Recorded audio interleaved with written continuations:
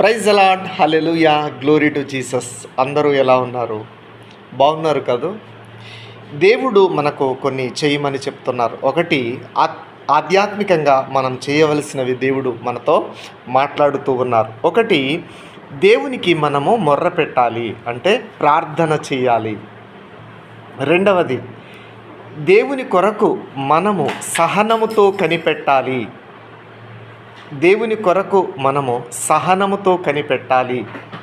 మూడవ విషయం ఏమిటంటే, దేవుని మాట మీద, దేవుని వాగ్దానము మీద మనము ఆశ పెట్టుకోవాలి.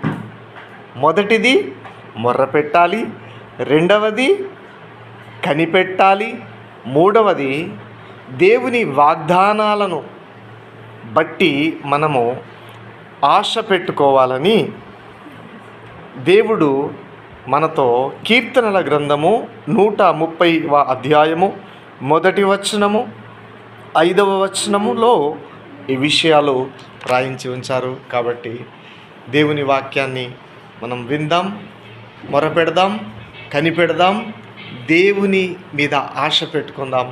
దేవుడు మనల్ని అందరినీ కూడా దీవించును, వర్ధిల్ల చేయునుగాక. Praise the lord. అందరికీ వందనాలు.